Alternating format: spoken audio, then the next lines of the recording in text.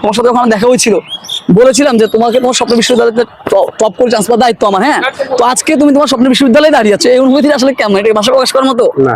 আজকে আমি কথা বলবো আমার জীবনের সবচেয়ে বড় অর্জন নিয়ে। আমার স্টুডেন্ট মুবিন ঢাকা বিশ্ববিদ্যালয় হয়েছে 318তম। তো আজকে আমরা সেই গল্পটা জানবো, কিভাবে মুবিন ঢাকা বিশ্ববিদ্যালয় 18তম হয়েছে, কিভাবে মুবিন আমার সাথে পরিচয়। তো মুবিন কেমন আছো তুমি? আলহামদুলিল্লাহ স্যার, কেমন আছেন? আচ্ছা মুবিন, এই যে তুমি তোমার স্বপ্নের বিশ্ববিদ্যালয়ে টপ করে চান্স পেয়েছো, তো এই অনুভূতিটা কেমন? আলহামদুলিল্লাহ, এটা ভাষায় প্রকাশ করার মতো না আসলে। আচ্ছা মুবিন, তোমার সাথে আমার পরিচয় হইতে শুরু করে সবকিছু ডিটেইলসে বলবো। এবং বাংলাদেশে সাধারণত 90% মানুষ they think that I am fake person, কারণ আমি একদিনে সকল বিশ্ববিদ্যালয় ইংলিশ শেষ করে মাত্র 60টা রোজ দিই। এখন এটা কি সত্যি কিনা নাকি আমি বানিয়ে বলি? তুমি একটু মন থেকে বলো যে আমি আসলে কে, কেমন পড়াই, আমি টিচার হিসেবে কেমন, আমি এই জিনিসটা সত্য কিনা বলো। এটা আসলে সত্য। স্যারের সাথে আমার প্রথম পরিচয় হয় অনেকদিন আগে।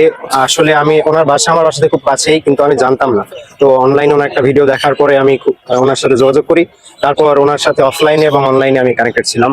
এবং অবশ্যই উনি যেটা বলেন আসলে কোনো একটা মানে অতিরঞ্জিত কোনো কিছু বলেন না। আচ্ছা, তো এই যে তুমি আমার সুপার ব্যাচ 1 2 3 4 সবগুলো করেছো, এবং লাস্ট 4টা ব্যাচ আমি কয়দিন করেছি বলতো? একদিনই করেছি, তাই না? এবং লাস্ট 2টা ব্যাচ করেছি মাত্র 16 ঘন্টায়। তো মুবিন, তুমি জাস্ট এইটুকু বলো, ইংরেজিটা কি সত্যি এখন ইংরেজি নিয়ে কোনো ভয় থাকার কোনো কারণ আছে বলো?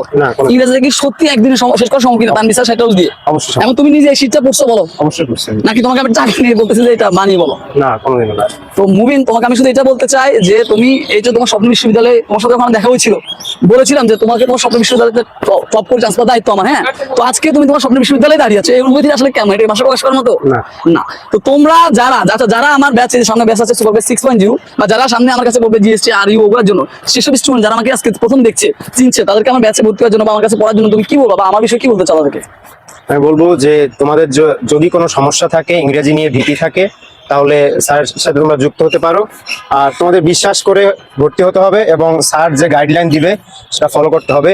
তাহলে আমি মনে করি অবশ্যই সাফল্য সম্ভব। কারণ এখন যে সকল বিশ্ববিদ্যালয়ে ভর্তি বাকি রয়েছে, যেমন চট্টগ্রাম বিশ্ববিদ্যালয় ডি ইউনিট আছে, রাজশাহী বিশ্ববিদ্যালয় গুচ্ছ, এইসব ক্ষেত্রে স্যার স্পেশালাইজড এবং আগে থেকে উনি প্রমাণিত। আজকে হয়তো একজন স্টুডেন্ট আমি ঢাবিতে চান্স পেয়েছি, কিন্তু অনেক আগে থেকে কিন্তু ওনার স্টুডেন্ট এই সকল বিশ্ববিদ্যালয়ে পড়াশোনা করতেছে, জাহাঙ্গীরনগর বিশ্ববিদ্যালয়ে পড়াশোনা করতেছে। তো তোমরা অবশ্যই তোমাদের বিশ্বাস নিয়ে, প্রত্যয় নিয়ে তোমরা যদি স্যারের সাথে লেগে থাকো, অবশ্যই তাহলে ভালো করা সম্ভব। স্যারের কোর্সের স্পেশালিটি হচ্ছে যে স্যার এই গ্যারান্টি তোমাকে দেবে যে তোমার যদি কোর্সটা ভালো না লাগে, তুমি তোমার কোর্স ফি ব্যাক নিয়ে যাবা। এই গ্যারান্টি তোমাকে কে দেবে? কত জায়গায় তুমি ভর্তি হতে হয়েছো পূর্ববর্তী সময়ে, কে তোমাকে এই গ্যারান্টি দিয়ে তোমাকে এই নিশ্চয়তা তোমাকে দিতে পারছে?